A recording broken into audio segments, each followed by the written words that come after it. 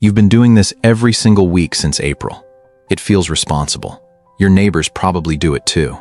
And it's quietly draining your bank account faster than a broken sprinkler head running all night. I'm not talking about some exotic mistake. I'm talking about something so normal, so everybody does it, that most homeowners would laugh if I told them it's the reason they're buying bags of fertilizer 3 times a season. By the end of this video, you're going to look at your own lawn routine and realize you've been part of the problem the entire time. And once you see it, you can't unsee it. Hey, welcome back. If you're new here, I'm Larry. And for the last few years, I've made it my mission to expose the stuff the big lawn care companies don't want you thinking too hard about. Because a healthy lawn shouldn't require a subscription service and 4 trucks a year rolling up your driveway. Today's video is different from most of what I cover. This isn't about a product. It's about a habit. One habit, repeated week after week, that quietly sabotages everything else you're doing right. I'll show you exactly what it is, why it backfires, and what to do instead starting this weekend. Stick around, because the fix costs you nothing extra.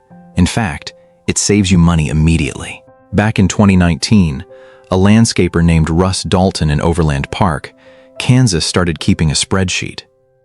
Not because he was some data nerd, because his fuel bill for his mowing crew was getting out of control, and he wanted to know why. What he found didn't make sense at first. The lawns that got mowed the most often were the ones that needed the most water, the most fertilizer, and the most weed control. You'd think more mowing means a tidier, healthier lawn. Russ figured the opposite would be true too. But the numbers kept telling him something different. So he started digging into turf science research. And that's when he found a study out of Texas A&M that changed how he ran his entire business. Here's the habit. Mowing too short, too often. Not just short. Short and frequent. Done together, week after week. Now, before you roll your eyes and think, I already know grass shouldn't be scalped, stay with me. Because it's not just about height. It's about what short, frequent mowing does to the plant underground. And almost nobody talks about that part. Grass is a solar panel.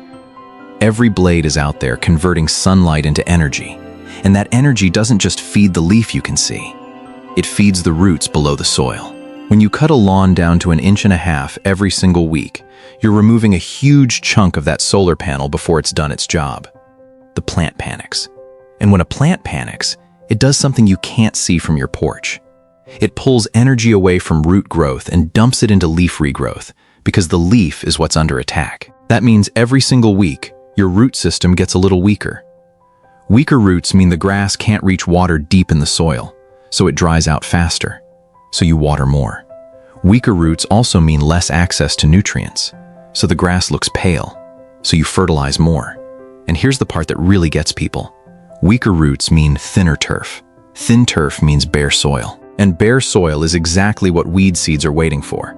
So you end up buying pre-emergent, then a post-emergent spray for the crabgrass that snuck through anyway, then more fertilizer because the lawn still looks thin, then more water because the roots still can't hold moisture. You're treating 4 separate symptoms of one single cause, and the cause is sitting in your garage. It's your mower. A researcher at Michigan State tracked 2 identical plots for one growing season. One was mowed to 2 inches every 5 days. The other was mowed to 3.5 inches every 8 to 10 days. The second lawn used less water, needed less fertilizer, and had almost no crabgrass breakthrough by August. Same soil, same sun, same rainfall. The only difference was the habit. Here's the question you should be asking. If cutting short and often is so bad for the lawn, why did we all start doing it? Honestly, it's not really our fault. Think about where this habit came from.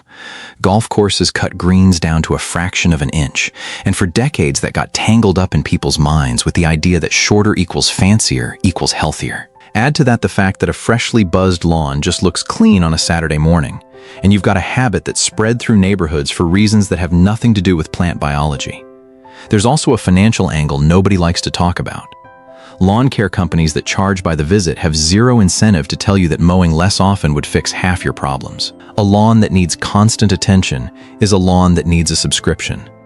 I'm not saying every company is doing this on purpose, but the incentives line up in a way that should make you a little suspicious. A homeowner named Priya Mehta in Charlotte North Carolina told me she was paying for a weekly mowing service plus a separate quarterly fertilizer plan plus an emergency crabgrass treatment in July. 3 invoices, 1 root cause. When she switched her own mower's cutting height and stretched the interval out, her fescue thickened up so much by September that the crabgrass treatment the following spring wasn't even necessary.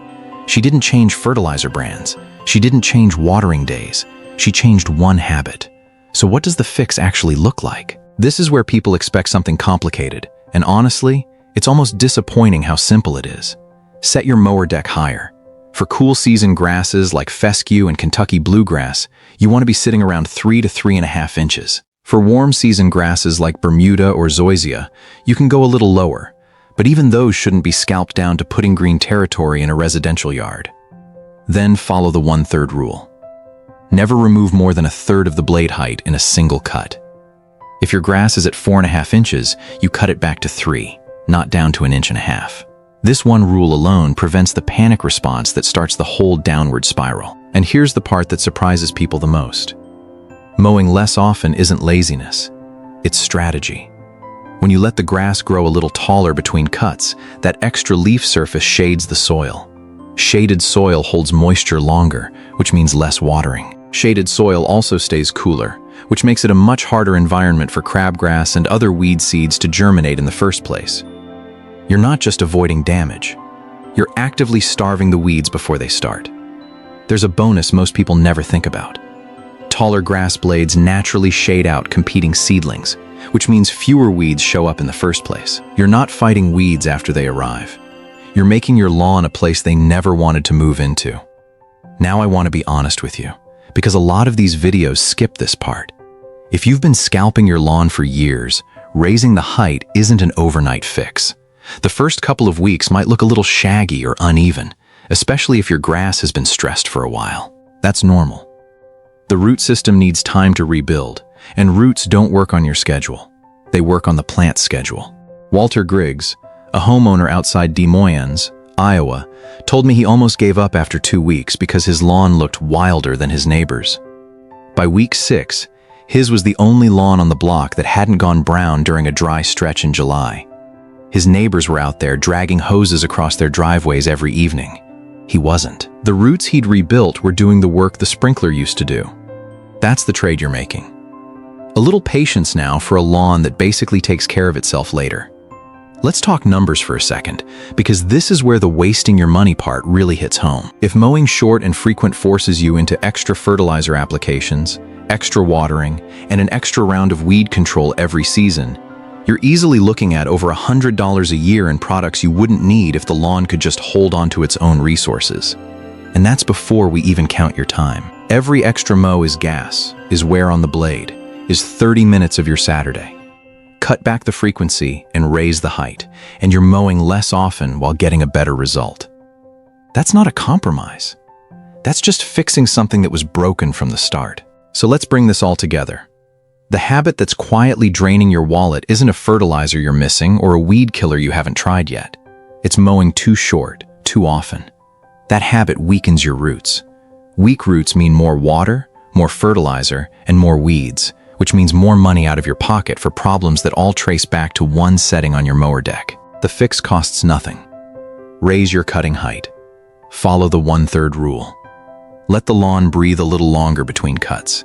Give it 4 to 6 weeks, and you'll start seeing the difference your neighbors will be asking you about by August.